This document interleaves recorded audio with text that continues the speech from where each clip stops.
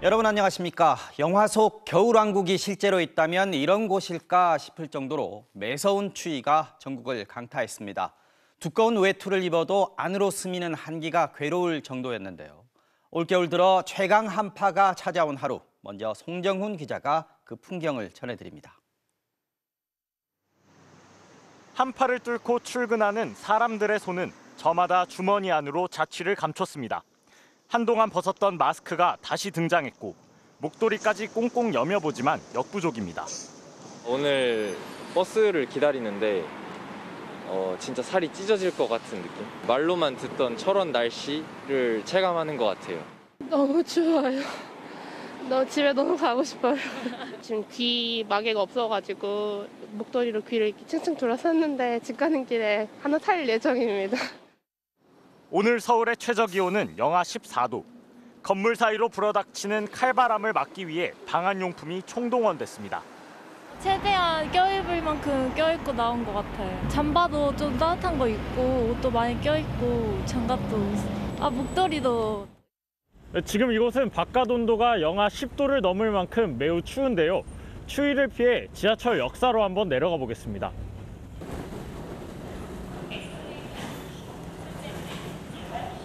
날씨가 워낙 춥다 보니 이렇게 지하로 내려와도 숨을 내쉴 때마다 코와 입에서는 김이 나오고 있습니다. 남부지방도 한파를 피하지 못했습니다. 아직 해도 뜨지 않은 새벽, 어시장의 추위는 한층 더 매섭습니다. 오늘 부산의 최저기온은 영하 7도였습니다. 근데 오늘은 추워가 롱패딩을 입었어요. 그만큼 추워요 오늘이. 커피 드시는 이유는 뭐예요, 선생님? 조금이라도 따시게 하려고. 작은 숯불의 의지에 손과 귀를 녹이고 따뜻한 국물 한 잔으로 추위를 잠시 잊어봅니다. 춥다. 많이 춥지 오늘 바람이 안 불어서 지금. 따뜻한 게 최고야. 이거. 열에는 이게 최고야.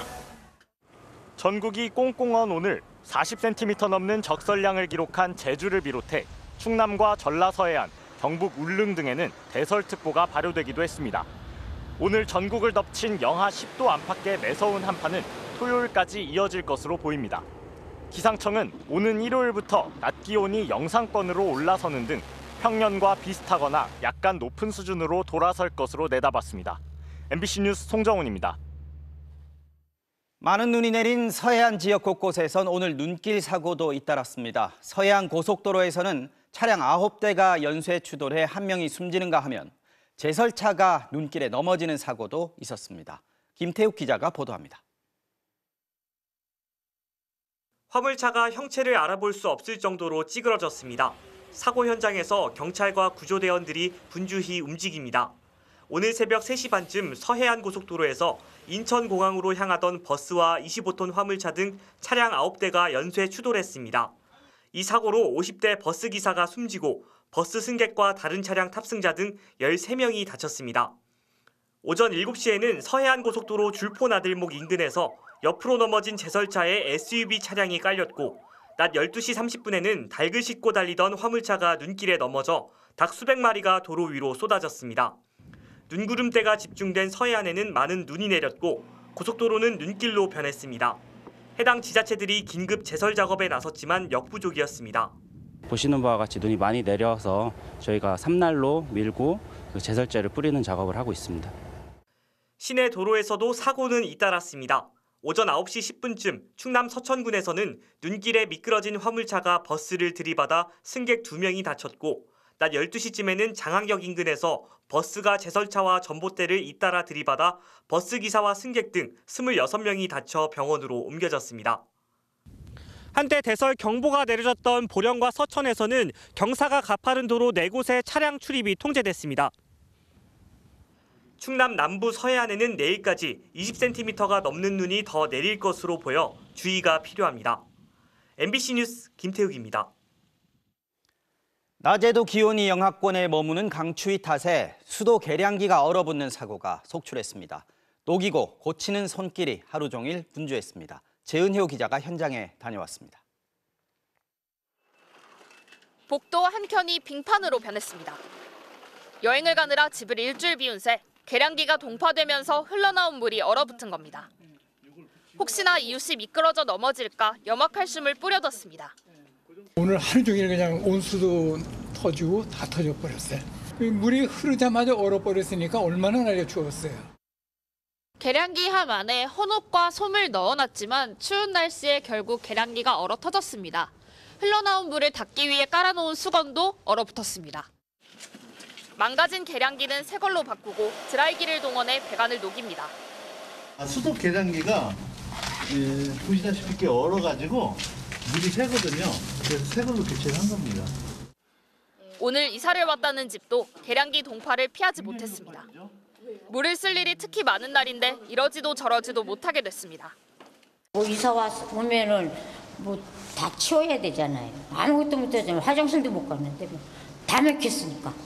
이렇게 황당한 일도 있어요. 여기도 계량함에 솜을 가득 넣었지만 역부족. 계량기가 깨진 건 물론 수도 배관도 꽁꽁 얼 정도로 한파는 강력했습니다. 여기 이 부분 이게 다 얼음이 차 있어가지고 안쪽에 이 배관 쪽에도 다 얼음이. 중앙재난안전대책본부가 집계한 어제 오늘 누적 동파 건수는 오후 5시 기준 150건에 이릅니다. 소방에는 제설이나 고드름 제거 등을 요청하는 한파 관련 신고가 오늘 오후 3시까지 총 164건 접수됐습니다. MBC 뉴스 재은유입니다. 몰아치는 한파에 농촌 마을도 꽁꽁 얼어붙었습니다. 수확해둔 농산물이 얼어버리지 않을까 출하를 앞둔 농민들의 걱정이 커지고 있습니다. 정자형 기자가 취재했습니다. 전북 고창의 한 농촌 마을입니다. 사흘 새 20cm에 가까운 눈이 내렸습니다. 좁은 골목마다 눈이 수북이 쌓였고 인적은 뚝 끊겼습니다. 마을로 들어오는 길도 나가는 길도 모두 빙판길로 변했습니다. 미끄러서 그리고 다리가 아픈 게 미끄러서 나가들 못해. 눈 녹고 여가 말라야 내려가지 못 내려가. 고령의 주민들은 집 밖으로 나서는 게 부담스럽습니다. 주민들로 북적여야 할 점심시간인데도 마을에 가내는 냉기만 감돕니다. 보통 11명서 와. 10명 되고 11명씩 돼. 오늘은 눈 온 게 안 왔구만. 늙어서 아무것도 못 오는 양만 못 오고. 한파가 이어지면서 농산물 피해도 우려되는 상황입니다. 출하를 앞둔 농산물이 얼지는 않을까 농민들은 걱정이 큽니다. 더 추면은 이게 다 얼어버린다. 이게 크지도 않고. 지금 수확을 더 해야 하는데 다 얼어버리면 이제 아예 못 따요. 오늘 아침 전북 진안은 영하 14도, 무주는 영하 13도까지 떨어졌습니다. 강원 향로봉은 기온이 영하 25도, 체감온도는 영하 37도로 전국에서 가장 추웠습니다. MBC 뉴스 정자영입니다.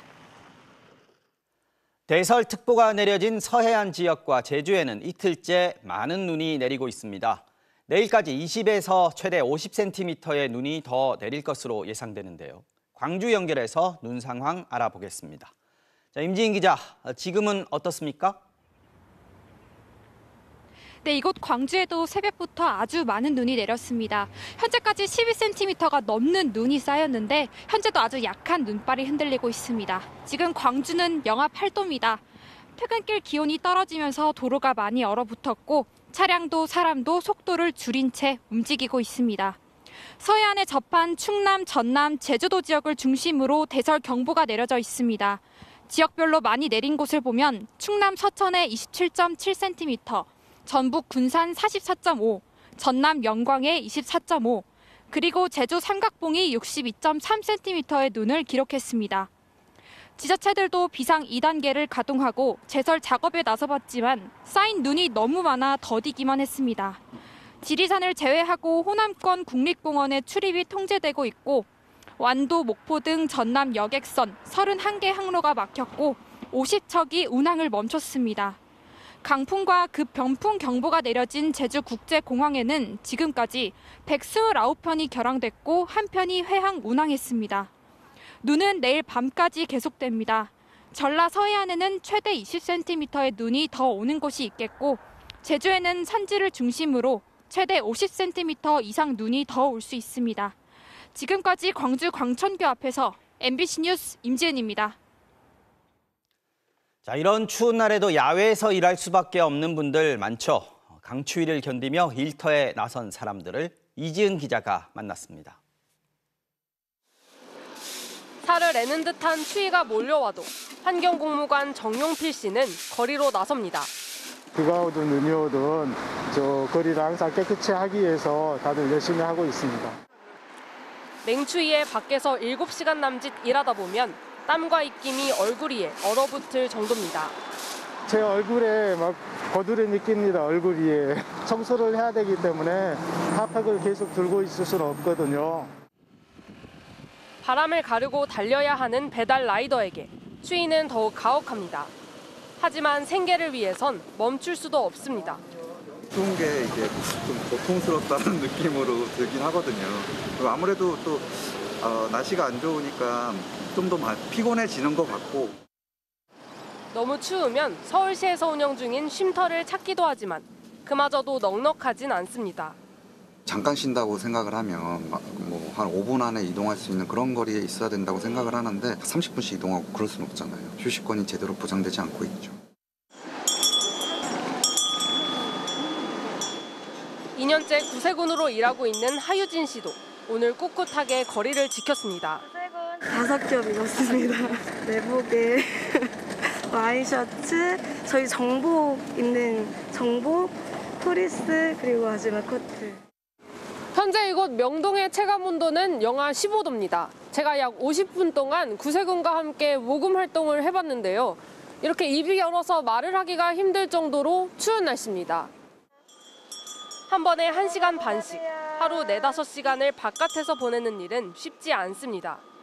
하지만 힘든 시기에도 온기를 전하는 분들 덕에 다시 힘을 내봅니다. 오늘도 동전을 1년 동안 모아서 가져오신 분들이 있더라고요. 그래서 이런 따뜻한 손길로 인해서 저희가 할 수 있지 않나 생각해 봅니다. MBC 뉴스 이진입니다. 계속해서 다음 소식 전해드리겠습니다. 여당의 내년 총선을 이끌 비상대책위원장으로 예상했던 대로 한동훈 법무장관이 지명이 됐습니다. 국민의힘이 공식 발표를 한 직후 한 장관은 사의를 밝혔고 이임식까지 마쳤는데요. 대통령의 최측근 실세로 꼽혀온 한동훈 장관, 장관직을 내려놓자마자 여당의 수장으로 직행하게 됐습니다. 한 장관은 이임식에서 책임감을 크게 느낀다고 말했습니다. 먼저 조희원 기자가 취재했습니다. 오후 늦게 열린 법무부 장관 이임식. 한동훈 장관의 짤막한 퇴임사는 사실상 출사표에 가까웠습니다. 동료 시민, 동료 공직자란 표현이 여러 차례 등장했습니다. 동료 시민들의 삶이 조금이나마 나아지게 하고 싶었습니다. 이 나라의 미래를 대비하고 싶었습니다. 한 장관은 비상한 현실에 책임감을 크게 느끼고 있다. 국민 상식과 생각을 나침반 삼아 용기 내어 가보겠다며 각오를 밝혔습니다. 9회 말 투아웃에 투스트라이크면 원하는 공 들어오지 않아도 스트라이크인지 볼인지 애매해도 후회 없이 휘둘러야 한다고 생각합니다.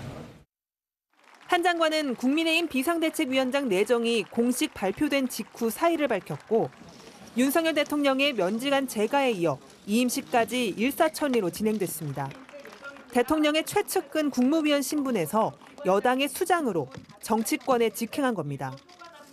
수직적 당정 관계에 대한 우려가 현실로 닥쳤다는 평가가 나왔지만 기존 당 지도부는 정반대의 기대감을 나타냈습니다. 오히려 한동훈 장관과 신뢰관계가 있기 때문에 소통의 질이 훨씬 좋아질 것으로 기대하고.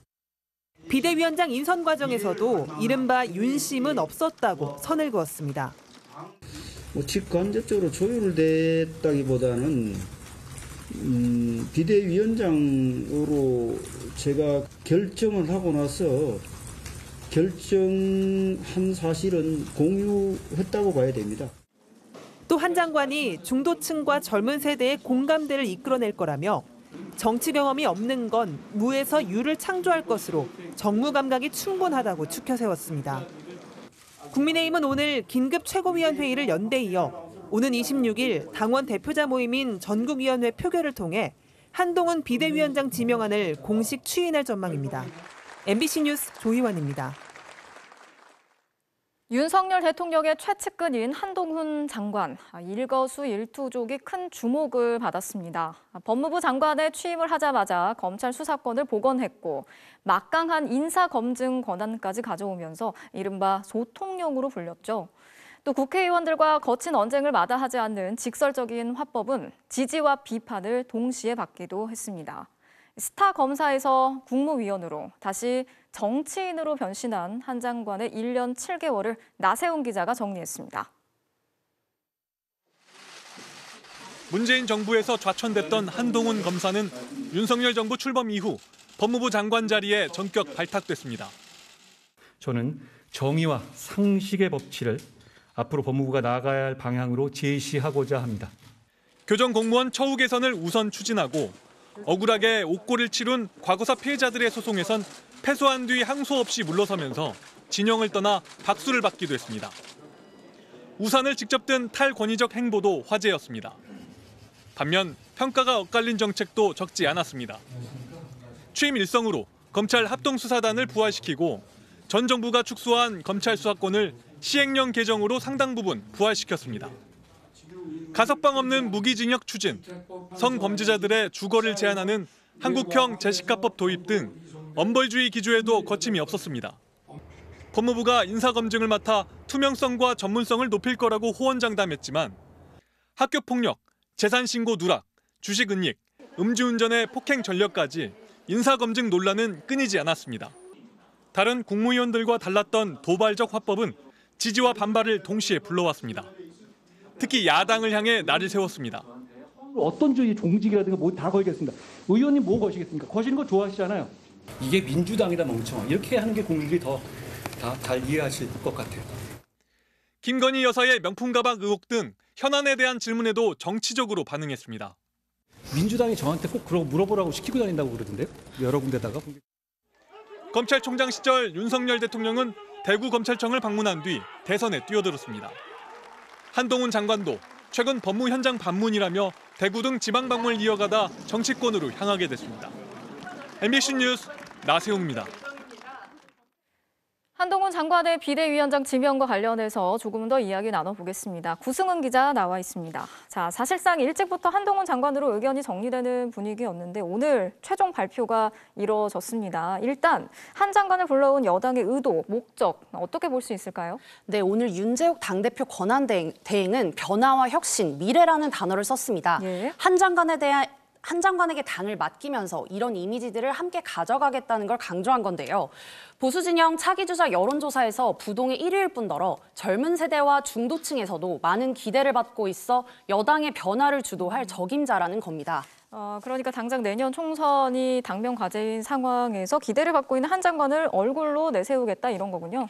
네, 이럴 경우 이른바 사법 리스크 논란에 빠져 있는 민주당 이재명 대표와 대비시키는 효과도 기대하고 있습니다. 현재로선 정권 심판론 성격이 강한 내년 총선 구도를 미래지향 투표로 바꿔보겠다는 의도입니다. 자, 그런데 당 내에서도 문제가 제기됐지만 한 장관이 이른바 윤석열 대통령의 아바타가 아니냐, 이게 또 당무 개입으로까지 연결될 수 있는 이런 논란이잖아요. 그러니까 앞으로 용산과의 관계 정립을 어떻게 하느냐, 이게 당장의 과제가 아닐까 싶어요. 네, 일단 김기현 전 대표가 물러나는 과정에서 대통령의 의중이 반영됐었죠. 역시 한 장관의 비대위원장 지명 과정에도 이런 논란은 남아 있습니다. 예. 한 장관 스스로는 누구도 맹종한 적 없고 또 앞으로도 그럴 것이라고 밝혔습니다. 하지만 당장 다음 주 본회의에 김건희 여사 특검법이 자동 상정되는데요. 네. 한 장관은 이미 총선을 앞두고 민주당이 선전선동을 하기 좋게 만들어진 악법이라며 반대 입장을 밝혔습니다. 그런데 지금 여론은 이 특검법을 찬성하는 입장이 훨씬 더 높은 상황이지 않습니까? 네, 그래서 대통령의 거부권 행사 여부 국면에서 한 장관이 어떤 정치력을 보일지가 관심입니다. 네. 또 하나 관건은 내년도 선거에 대비한 공천인데요.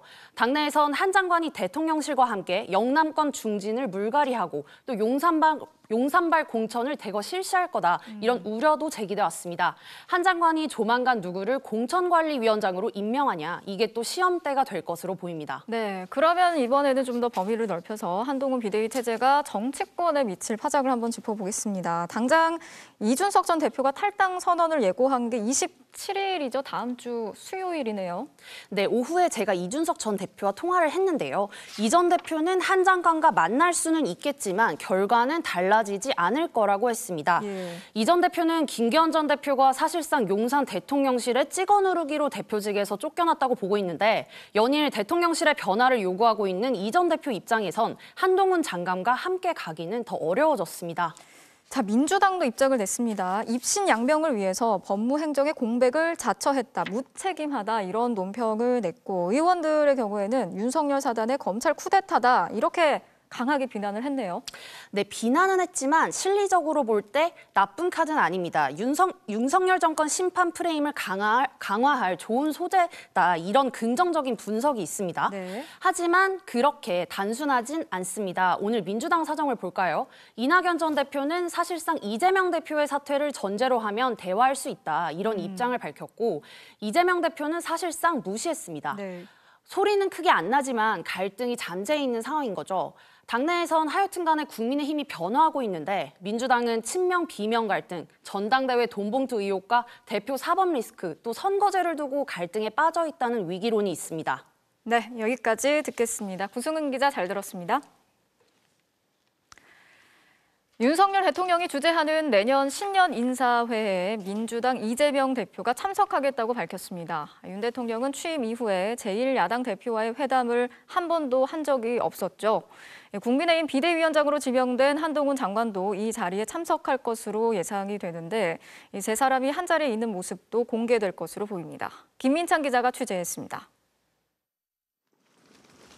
국민의힘의 비상대책위원장 지명자 발표 약 1시간 뒤 더불어민주당은 이재명 대표가 대통령 주재 내년 신년 인사회에 참석한다는 계획을 전격 공개했습니다. 조금 전에 대통령실에서 초청장이 왔고요. 그래서 이재명 대표께 보고가 됐고 보고 받으시자마자 바로 수락하셨습니다. 민주당은 국민 통합과 위기 극복을 위한 행사가 되길 바란다며 참석 의지를 전했습니다. 지난 10월 윤석열 대통령의 국회 시정연설 때 환담을 나눈 뒤 두 사람의 만남은 2달 만입니다. 올 초 신년 인사회 행사에는 이 대표는 물론 민주당 의원 모두가 불참했습니다. 민주당은 부산에서 지도부 회의를 열어 윤석열 정부의 국정 운영을 비판했고 양산에 가서 문재인 전 대통령을 만났습니다. 당시 민주당은 초청이 너무 촉박했다고 불참 이유를 밝혔습니다. 여당 비대위원장이 공식화된 당일 윤 대통령과 이 대표의 만남 계획이 잡히게 됐는데 한동훈 비대위원장까지 세 사람이 한 자리에서 대화하는 모습도 연출될 가능성이 있습니다. 대통령실 관계자는 유능하고 젊은 한 장관이 이 대표와 함께 서 있는 모습만으로도 대비될 것이라고 말했습니다. 윤 대통령은 제1야당 대표와의 회담을 취임 이후 한 차례도 하지 않았습니다. 내년도 신년 인사회에서 마주치더라도 김건희 여사 특검법 국회 처리 이후 국면에서 편한 대화는 쉽지 않을 거란 전망입니다. MBC 뉴스 김민찬입니다. 해병대 최상병 순직 사건과 관련해서 임성근 당시 해병대 1사단장은 사고의 책임을 자신의 부하들에게 돌리고 있죠. 임 전 사단장은 사고 당시 최상병이 강둑이 무너지면서 물에 빠졌다고 거짓 보고를 했다는 의혹도 받고 있습니다. 당시 임 전 사단장과 소속 부대장의 통화 내용이 공개됐는데 이미 초기부터 사고의 경위를 정확하게 파악하고 있던 것으로 드러났습니다. 이덕영 기자가 전하겠습니다. 최상병이 물에 빠진 지 약 13분 후 포병 대대장과 임성근 해병대 1사단장의 통화입니다. 어떻게 되냐? 네, 사장님 저도 현장으로 지금 가고 있습니다. 저 위에 있다가 깊은 데서는 안 했다는데 인원이 떠내려가고 지금 안 보인다 그래서 빨리 가보고 있습니다. 가봐. 예.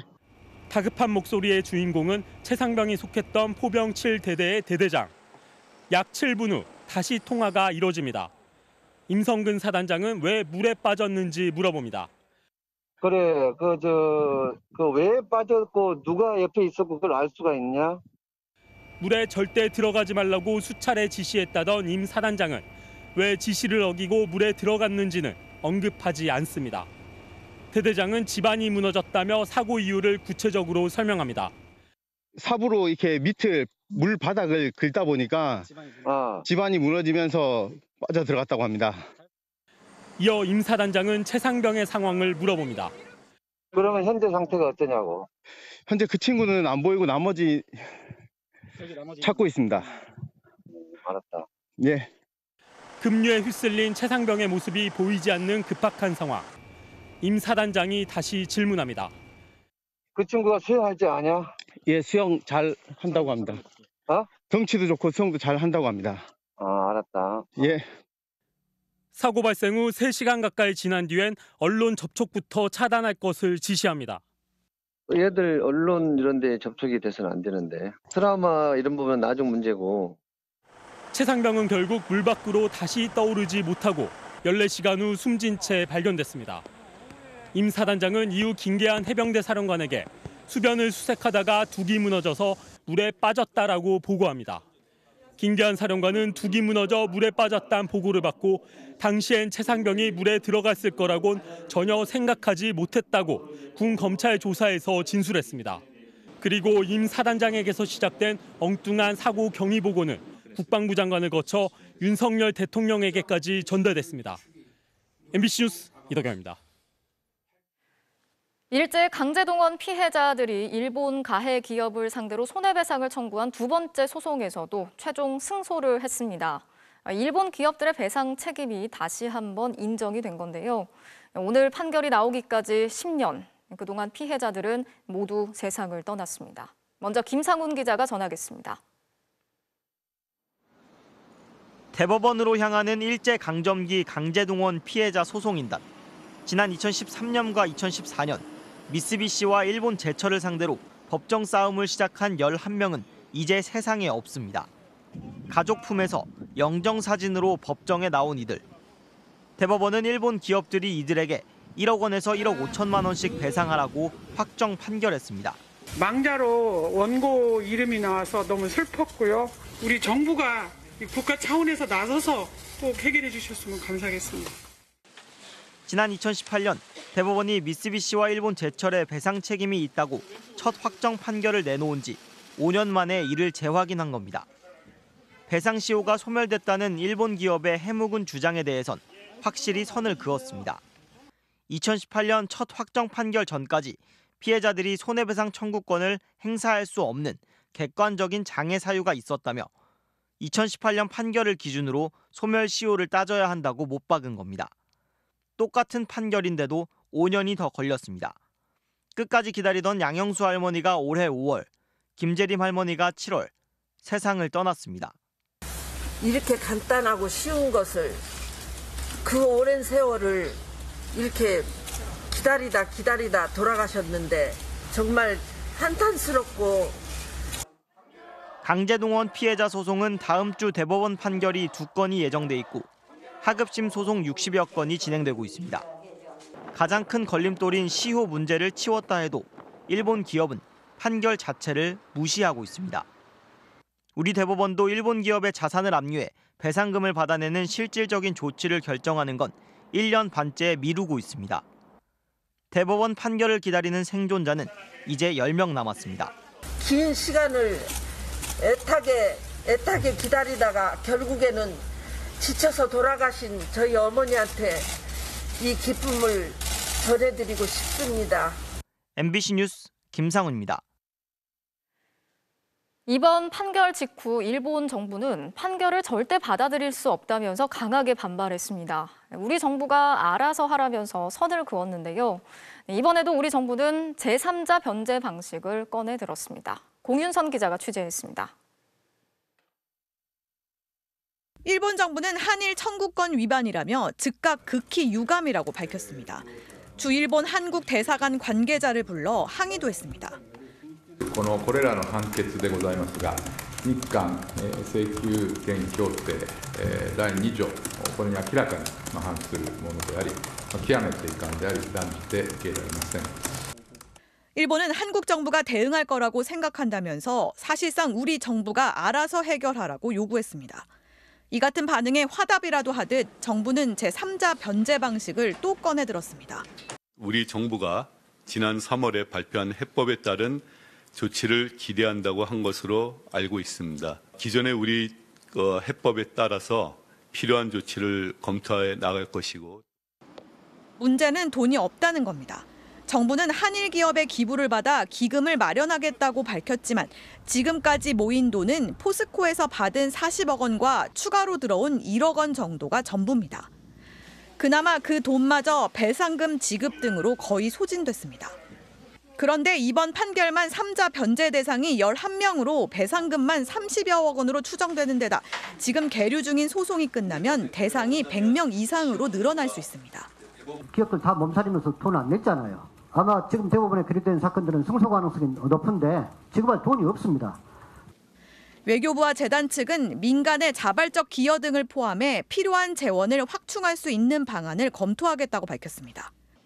이런 가운데 외교부는 오늘 8년 만에 한일 고위경제협의체가 열렸다면서 한일 관계 개선을 성과로 내세웠습니다. 제3자 변제 해법을 도입한 뒤 한일 관계가 크게 좋아졌다는 건데 정작 기금 부족에 허덕이는 재단에 배상금을 낸 일본 기업은 단 한 곳도 없는 것으로 전해졌습니다. MBC 뉴스 공윤선입니다. 정부가 주식 양도세가 부과되는 대주주 기준을 대폭 올리기로 했습니다. 지금은 투자자 한 명이 한 종목 주식을 10억 원 이상 보유하면 대주주로 분류돼 양도세를 내야 하는데 시행령을 고쳐서 앞으로는 그 기준을 50억 원 이상으로 완화하겠다는 겁니다. 김현지 기자입니다. 국내 주식시장은 매년 연말이면 약세장이 반복됐습니다. 대주주로 지정돼 양도세를 내는 상황을 피해 슈퍼 개인 주주들이 대량으로 물량을 던졌기 때문입니다. 2021년 3조 원, 작년에도 1조 5천억 원 넘는 매도가 대주주 확정일 하루 전날 몰렸습니다.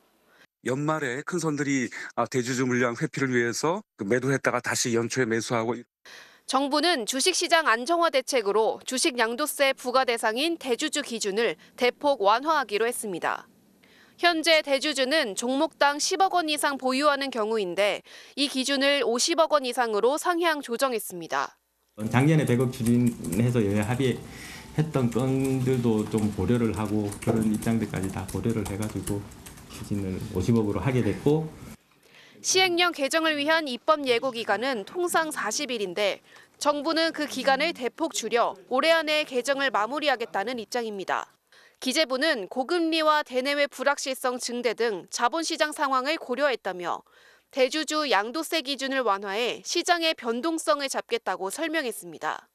오늘 코스피 지수는 어제보다 14.28포인트 떨어져 2,600선을 겨우 유지했고 코스닥은 3.54포인트 내린 859.44로 집계됐습니다. 대주주 양도세 완화라는 호재에도 어제 미국 증시가 부진한 영향이 더 컸다는 게 전문가들의 분석입니다. MBC 뉴스 김현지입니다. 정부는 불과 열흘 전까지만 해도 대주주 양도세 완화에 대해 부정적인 입장을 견지해 왔습니다. 이번 결정이 갑작스러울 수밖에 없는데요. 정작 직접 큰 혜택을 보는 건 전체 투자자의 0.05%, 7천여 명에 불과해서 부자 감세 아니냐는 지적이 나옵니다. 박진중 기자가 보도합니다. 지난주 추경호 경제부총리는 대주주 양도세 완화에 대해 검토한 바 없다고 분명하게 말했습니다. 양도세 기준 완화와 관련해서 구체적으로 검토하고 있지 않다. 불과 9일 만에 정부의 정책이 180도 바뀐 겁니다. 대주주 양도세 폐지는 윤석열 대통령의 공약인 만큼 대통령실의 의지가 반영된 것으로 풀이됩니다. 실제 새 경제부총리 후보자인 최상목 대통령실 경제수석은 인사청문회 자리에서 개정을 시사했습니다. 어떤 자산 간의 국가 간의 자본 이동성에 영향을 미칠 수 있는 게 있고요. 대내 경제 여건 등을 고려해서 종합적으로 결정할 문제다. 정부는 오는 26일 국무회의에서 개정안을 통과시키는 것을 목표로 시행령 개정에 속도를 내고 있습니다. 국무회의 일정과 주식 거래일을 감안했을 때 이날 시행령이 통과만 되면 소유 주식이 50억 원 이하인 주주들은 대주주 양도세 부과 대상자에서 제외됩니다. 대주주 조건을 피하기 위한 주식 매도로 발생하는 연말 주식 하락을 막고 개미 투자자들도 보호할 수 있다는 게 정부의 입장입니다. 하지만 대주주 양도세 부과 대상자는 7천여 명, 전체 주식 투자자 중 상위 0.05%에 불과합니다. 부자 감세라는 논란이 제기되는 이유입니다. 주식에 100만 원, 200만 원 투자하고 있는 사람 세금 깎아주는 거예요, 이게? 한 10억 정도 투자하는 사람들은 세금 많이 깎이는 거죠. 더구나 구체적 검토도 하지 않았다는 기재부가 열흘도 안 돼 입장을 뒤집어 졸속 논란이 제기될 수도 있습니다. 여야가 금융투자소득세 도입을 2년 유예하는 조건으로 대주주 양도세 기준을 현행대로 유지하기로 합의한 것도 무색하게 됐습니다. 이번 대주주 양도세 개정안 통과로 발생하는 세수 공백은 2조 원에 달할 것으로 추정됩니다. MBC 뉴스 박진준입니다. 정부가 내놓은 분양가 상한제 아파트의 2년 실거주 의무 폐지안이 국회에서 불발됐습니다. 분양받은 집을 전세로 내놓고 그 보증금으로 잔금을 치르려던 청약 당첨자들은 발등에 불이 떨어졌습니다. 정동욱 기자가 보도합니다. 내년 말 입주를 앞둔 서울 둔천주공 재건축 아파트입니다. 전체 12,000가구 중 일반 분양은 4천여 가구. 지난 15일 분양권 전매 제한이 해제됐지만 거래된 분양권은 하나도 없습니다. 올해 초 정부가 실거주 의무 폐지를 발표했지만 실제 법 개정은 되지 않아 분양권 전매가 불가능하기 때문입니다. 오늘 국회 법안 심사 소위에서 실거주 의무 폐지 처리가 또다시 불발되면서 전세를 놓고 천천히 자금을 마련해 입주하려던 당첨자들의 계획에도 비상등이 켜졌습니다. 자금 조달 중에서 어려운 사람 같은 경우는 암 거래를 많이 하겠죠. 본인들이 전임 신고만 하고 거주 딴 데 한다든지. 당첨자는 입주 직후 2년간 실거주해야 하는데 이사를 안 오면 당첨이 취소되고 1년 이하의 징역 또는 1,000만 원 이하의 벌금을 내야 합니다. LH의 분양가 수준으로 집을 되팔아도 되는데 집값이 분양가 대비 6억 원 오른 것을 감안하면 차익을 포기하는 것도 쉽지 않습니다. 실거주 의무는 부동산 투기를 막기 위해 도입됐지만 경기 하락과 금리 인상이 지속되자 정부는 올해 초부터 실거주 의무 폐지 입장을 유지해왔습니다. 과열된 시장에서 투기를 막기 위해서 쓰는 것이거든요. 겨울에 쓴 약은 여름이 되면 빨리 좀 걷어들여야 됩니다. 국회 국토위는 올해 안에 한 차례 소위를 더 열어 주택법 개정안을 심사하는 방안을 논의할 계획으로 전해졌습니다. 하지만 처리가 또 불발될 경우 내년 5월 국회 회기 종료와 함께 법안이 폐기됩니다. MBC 뉴스 정동욱입니다. 의약품이 아니면서 아토피나 탈모 등의 의학적인 효과가 있다고 소개하는 화장품 광고 종종 볼 수 있는데요. 이런 허위 과장 광고는 모두 명백한 불법입니다. 이런 식으로 광고를 해오던 화장품 업체 10여 곳이 적발됐습니다. 김세영 기자가 취재했습니다. 경기도 습사경에서 나왔어요. 사무실 내부 세안 비누가 담긴 상자들이 쌓여 있습니다. 비누 포장지에 적힌 설명엔 아토피와 가려움증 등의 탁월한 효과가 있다고 쓰여 있습니다. 하지만 사실과 달랐습니다. 의약품들만 쓸 수 있는 건데 비누는 의약품이 아니잖아요. 1인분으로 재료를 특별하게 첨가하시거나 하신 것도 없으시잖아요. 또 다른 업체에선 자신들이 생산한 화장품에 탈모 케어 문구를 넣어 광고하다가 적발됐습니다. 의약품으로 오인할 수 있게끔 소비자한테 그렇게 오인할 수 있는 그런 표시. 경기도 특별사법경찰단은 이런 식으로 허위, 과장 광고를 하거나 별도 등록 없이 화장품 제조업체를 운영하는 등 불법 행위를 저지른 12곳을 적발했습니다. 현행법상 소비자가 의약품이나 기능성, 천연 화장품으로 잘못 인식할 우려가 있도록 표시 또는 광고한 경우 최대 1년 이하의 징역 또는 1,000만 원 이하 벌금이 부과됩니다. 인증받지 않은 화장품을 사용할 경우 각종 유해 물질이 함유돼서 피부에 오히려 트러블을 일으키거나 건강에 위해를 가할 수 있습니다. 특사경은 이러한 행위가 이용자의 안전성과 건강을 위협할 수 있다며 적극적인 신고를 당부했습니다. MBC 뉴스 김세영입니다. 한파로 꽁꽁 얼어붙은 도로. 이럴 때일수록 눈에 잘 보이지 않는 도로 위의 살얼음, 이른바 블랙아이스 사고에 주의하셔야 하는데요. 특히 속도가 높은 고속도로에서는 그 치사율이 보통 교통사고보다 7배나 높았습니다. 이준호 기자가 취재했습니다. 출근 시간 왕복 6차선 다리 위 1차로로 달리던 승합차 한 대가 갑자기 미끄러지더니 중앙선을 넘어 다리 난간을 뚫고 10m 아래로 추락합니다. 바로 뒤 2차로로 달리던 덤프트럭도 갑자기 옆차로로 미끄러집니다. 사고 당시 추정 온도는 영상 3.3도, 아침 햇살에 얼었던 도로 위로 살얼음이 끼는 이른바 블랙아이스 사고로 추정됩니다.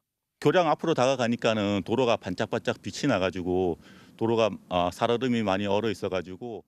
지난주 서울 양양 고속도로에서도 결빙 도로에서 오중 추돌로 7명이 다쳤습니다.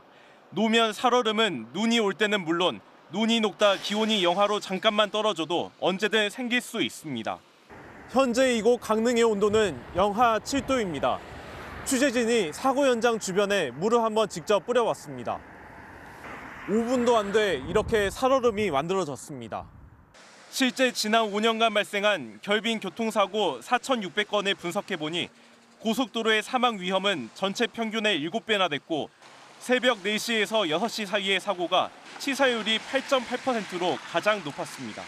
연말 연초에 해돋이 보러 가시기 위해서 새벽 시간에 출발하는 경우가 많습니다. 새벽 5시 전후에 결빙 교통사고 치사율이 가장 높아서 위험했고 지난 5년간 도로 결빙으로 인한 사고로 7,700여 명이 다쳤고 이 중 107명이 숨졌습니다. MBC 뉴스 이준호입니다.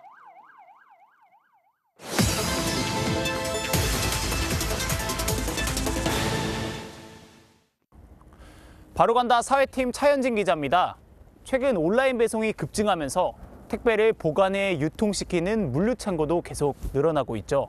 그런데 이 물류창고를 새로 짓는데 주민과 업체 간 갈등이 끊이지 않고 있습니다. 주거 여건이 나빠진다는 입장과 건물을 짓는데 절차상 아무 문제가 없다는 입장이 팽팽히 맞서고 있는 건데요. 실제로는 어떤지 현장으로 바로 가보겠습니다.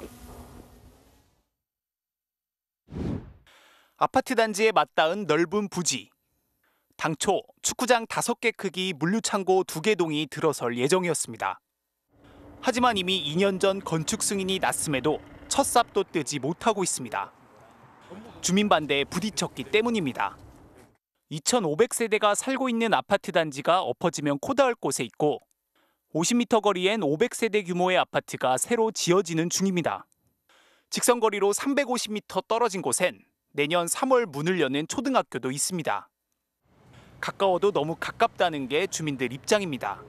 초등학교가 개교를 하는데 이제 물류센터 들어오면 아무래도 큰 차들이 많이 왔다 갔다 해서 그 아이들 안전 문제가 제일 크지 않을까. 택배 차량에 대한 소음도 있을 거고 어쨌든 그 물류센터 안에서 이런 소음도 있을 거 아니에요. 사업주도 할 말이 많습니다. 인허가를 내줄 때 별말 없던 시청이 주민들 반대가 거세지자 돌연 사업을 백지화하겠다고 선언한 탓입니다. 결국 지난달 업체는 김동근 현 의정부 시장을 업무방해 혐의로 고소했습니다. 물류창고를 둘러싼 갈등, 경기도 남양주시에서도 똑같이 불거졌습니다. 아파트 25층 높이의 물류창고가 완공을 앞두고 있는데요. 건물 내벽엔 임대를 알리는 현수막도 내걸린 모습입니다. 이곳 역시 반경 1km 안에 약 2,700세대가 600m 거리엔 초등학교가 있습니다. 주민들은 역시 통학로 안전이 가장 걱정입니다. 차들 다니면 걱정스럽긴 하죠. 근데 사실 애들 시야가 안 보이는 거라. 반면 업체는 6차선 도로가 나 있기 때문에 어린이 보호구역 안으로 차량이 들어갈 일은 없다며 민원이 제기된 후 시가 사업을 방해, 손실이 막대하다고 주장했습니다. 이렇게 수도권을 중심으로 물류창고를 둘러싼 갈등이 급증한 건 늘어난 택배 수요를 감당하느라 물류창고가 우후죽순 늘어났기 때문입니다. 10년 새 물류창고가 3배 넘게 지어졌는데 특히 수도권에 대략 40%가 집중됐습니다. 중재에 나서야 할 지자체는 뾰족한 수를 찾지 못하고 있습니다. 주거지 인근에 창고를 짓지 말라고 할 법적 근거도 사업주에게 손해를 무릅쓰고 대안을 찾도록 강제할 수도 없습니다. 계획되어 있는 내용대로 입지를 저희가 적용을 하는 거지 자체적으로 몇 미터 거리를 뛰거나 하는 거는. 여기에 사업 백지화를 공약으로 내걸고 당선된 자치단체장들이 혼란을 가중시키면서 갈등만 더 깊어지는 상황. 최근에서야 물류창고 허가 기준을 정하는 내용의 조례안이 경기도의회 상임위원회 문턱을 넘었습니다. 바로 간다 차현진입니다.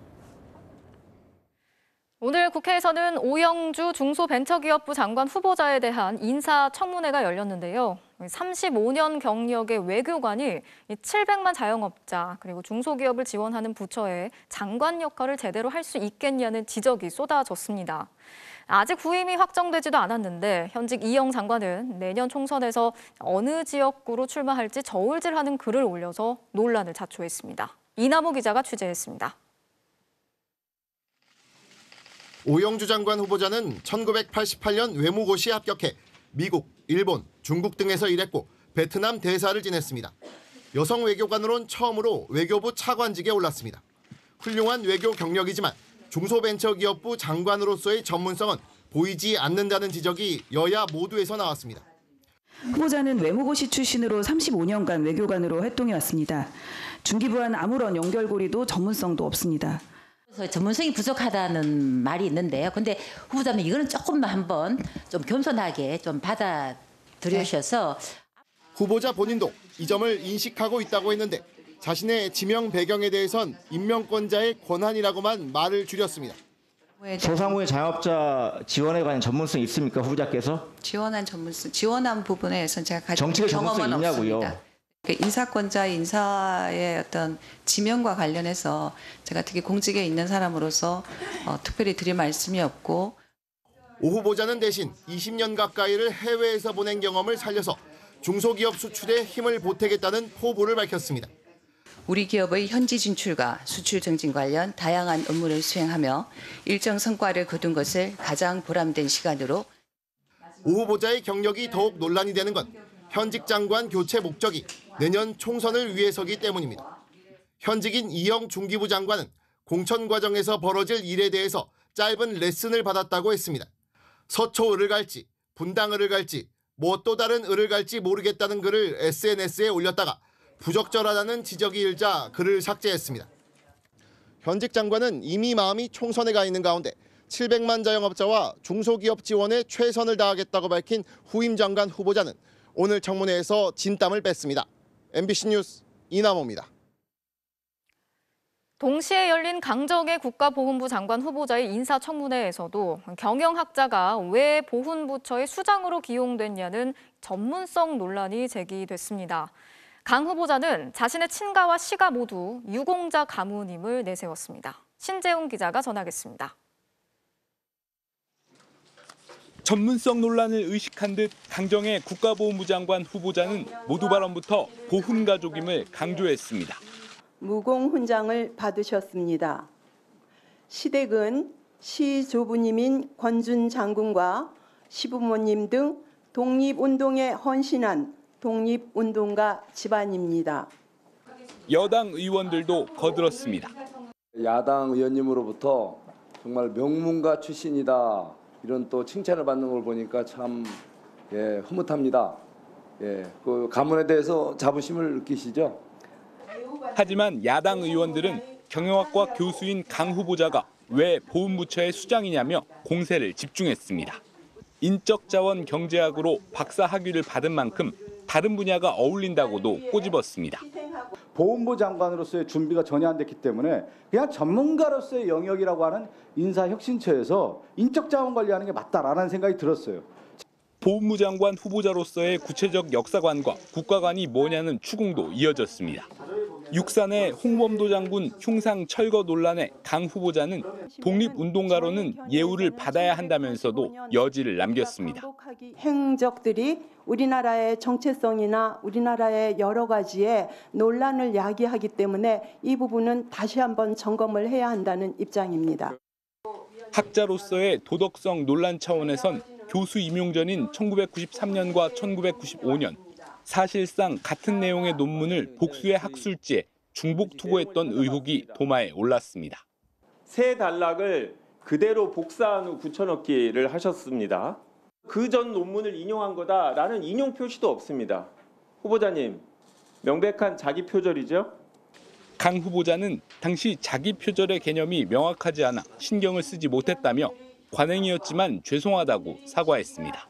MBC 뉴스 신재웅입니다. 대표적인 국가폭력 사건 중에 하나죠. 형제복지원 사건. 1970, 80년대 거리 불황인들을 수용한다면서 어린아이들까지 가둔 채 강제 노역을 시켰고 확인된 것만 600명이 숨졌습니다. 이 법원이 반세기가 지나서야 국가가 피해자들에게 배상해야 한다는 첫 판결을 내놨습니다. 김지인 기자가 취재했습니다. 지난 1987년 부산 형제복지원의 실상이 처음으로 세상에 알려졌습니다. 불황자를 수용한다며 일반 시민과 어린이까지 납치해 감금한 채 강제 노역을 시킨 겁니다. 형제복지원 원장 박인근 피고인 등 7명의 피고인은 원생들을 감금한 뒤 강제 노역을 시키고 원장이 재판에 넘겨졌지만 정부 훈령대로 했을 뿐이란 이유로 무죄를 받았습니다. 지난해 8월 진실과 화해위원회가 재조사한 결과 국가의 적극적인 개입 아래 고문과 강간 등 끔찍한 인권 유린이 벌어진 것으로 드러났습니다. 3만 8천여 명이 수용돼 최소 650여 명이 숨진 것으로 조사됐습니다. 법원이 처음으로 형제복지원 피해자들에게 국가가 피해를 배상하라고 판결했습니다.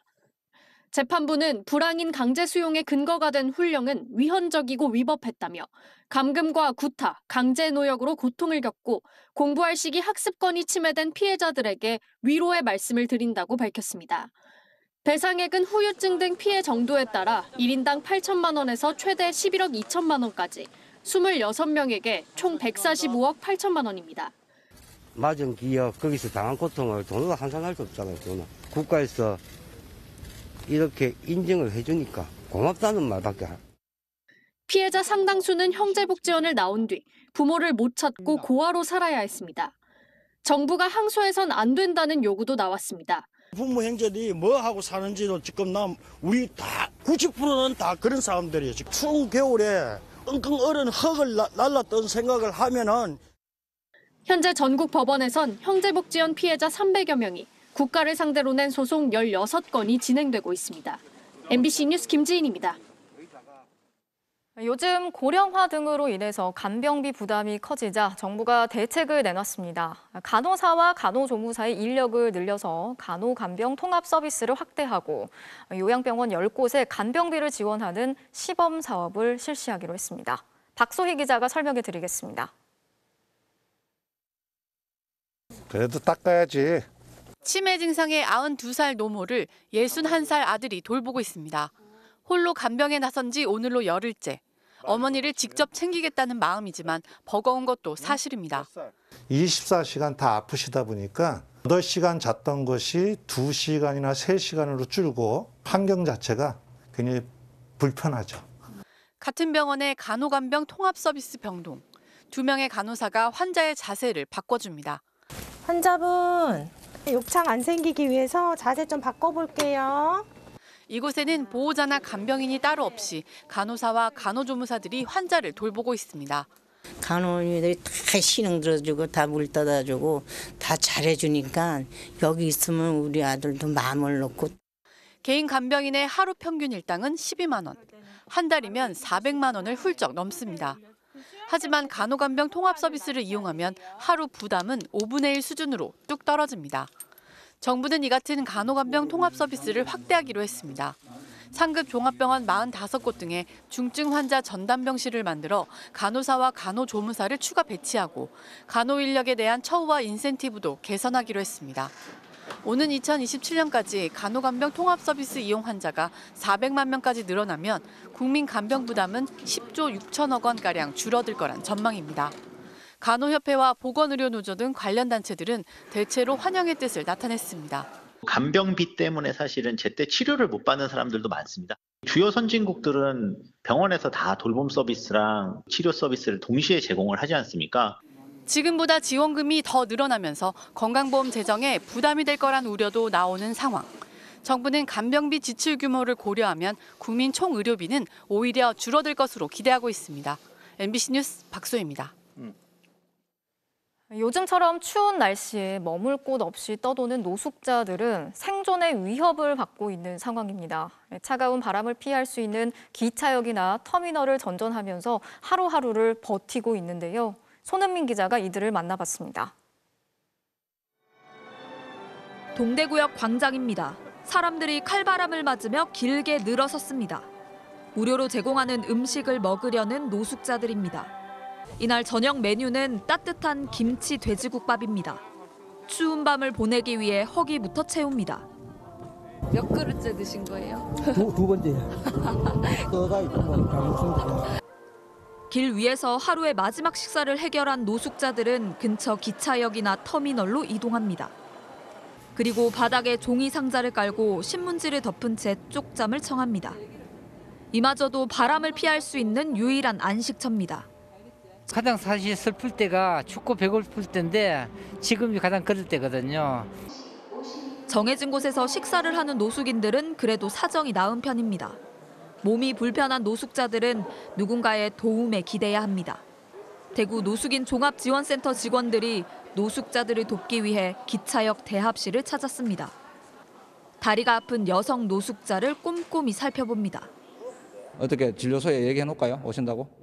근데 많이 보는데 바위 차이 나는데. 도움이 필요한 다른 노숙자들도 찾아 나섭니다. 어디 가십니까? 어디로 가요? 저녁은 됐어요. 노숙자들에게 오늘 밤을 버틸 핫팩과 간식도 건넵니다. 가방 안에 가득 들었던 지원 물품이 금세 동이 났습니다. 몇 개 있지? 잠깐만. 한 개밖에 안 남았는데. 지난해 기준 대구 지역 노숙자는 180여 명. 이 가운데 100명 정도가 거리에서 생활하는 걸로 추산됩니다. MBC 뉴스 손은민입니다. 시중은행들이 자영업자와 소상공인들이 낸 대출금 이자 가운데 총 2조 원을 환급해 주기로 했습니다. 금융계는 상생 정책에 따라서 대출금 2억 원 한도에서 이자 4%를 초과해서 납부한 이자 가운데 최대 300만 원 한도에서 돌려주기로 했습니다. 이번 프로그램으로 혜택을 받는 개인 사업자는 187만 명으로 금융계는 연초에 자금을 조기 집행하기로 했습니다. 오늘 오후 대전시 유성구 국방과학연구소 화약저장실에서 폭발 사고가 발생했습니다. 폭발이 화재로 이어지지는 않았지만 이 사고로 60대 연구원 1명이 숨졌습니다. 경찰은 실험동에서 탄 관련 실험을 하던 중에 사고가 난 것으로 보고 정확한 사고의 경위를 조사하고 있습니다. 토트넘의 손흥민 선수가 이번엔 따뜻한 선행으로 팬들에게 감동을 선사했습니다. 암 투병 중인 팬을 훈련장에 초청해서 잊지 못할 추억을 선물했습니다. 박재웅 기자입니다. 손흥민 앞으로 한 통의 편지가 도착했습니다. Dear Sonny, we are writing to you today about our amazing dad, Jimmy. We are twin sisters, Talia and Eliana, and have been brought up as massive Tottenham fans by our dad who lives and breathes Spurs. 토트넘 열성 팬인 자매는 조심스레 아버지 이야기를 꺼냈고 10 years ago, our dad was diagnosed with neuroendocrine pancreatic cancer. Cheering on Spurs with him next to us was so special, and now we go to as many games as we can together. Yes, Son's playing. So Son is playing. It's on match days where there is no cancer for us. 편지를 읽던 손흥민도 코끝이 찡해졌습니다. It's just us and our dad. I'm getting emotional. 손흥민이 뛰는 걸 볼 때마다 암을 잊고 행복해진다는 아버지를 꼭 만나줬으면 좋겠다는 사연이었는데 그 소원은 실제로 이루어졌습니다.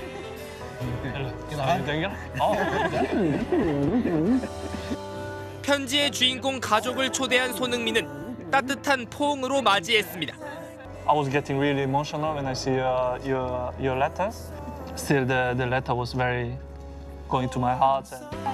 팀 훈련장으로 안내해 선수단과 잊지 못할 추억을 쌓게 해준 손흥민은 가족은 가장 소중한 존재라며 정성을 담은 답장을 남겼습니다.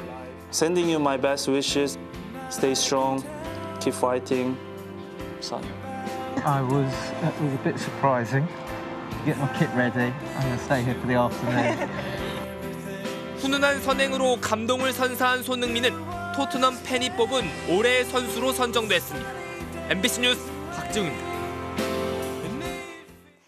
LG 트윈스의 한국 시리즈 우승에 힘을 보탠 투수 임찬규 선수가 4년 최대 50억 원의 FA 계약을 맺고 팀에 잔류했습니다.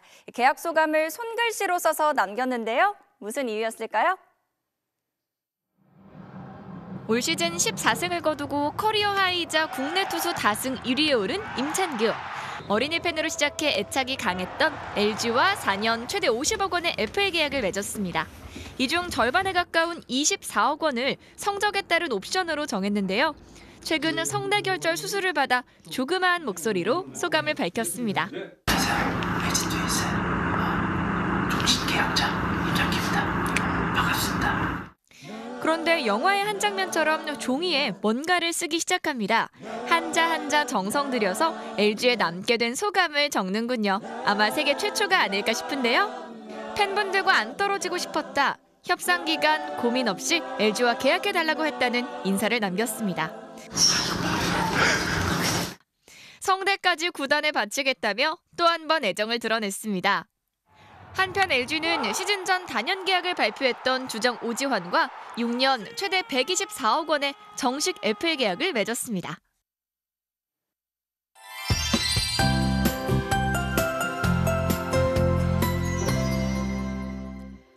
네, 앞으로 이틀 정도가 이번 한파의 고비가 되겠습니다. 대부분 지방에 한파특보가 이어지는 가운데 내일 아침도 서울의 기온이 영하 15도, 파주 영하 20도, 대관령 영하 21도까지 떨어지겠고 체감 온도는 이보다 5도에서 10도가량 더 낮겠습니다.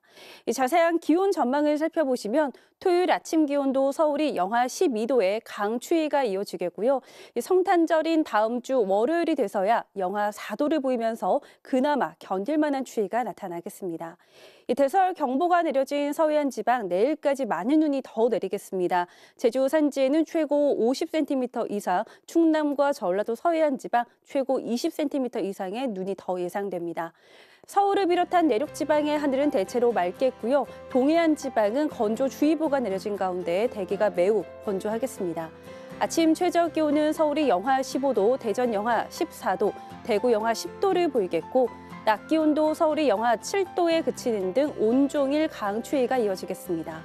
크리스마스 이브인 이번 주 일요일에는 수도권을 비롯한 서쪽 지방에 눈이 내리겠습니다. 날씨였습니다. 목요일 뉴스데스크 마치겠습니다. 함께해 주신 여러분 고맙습니다.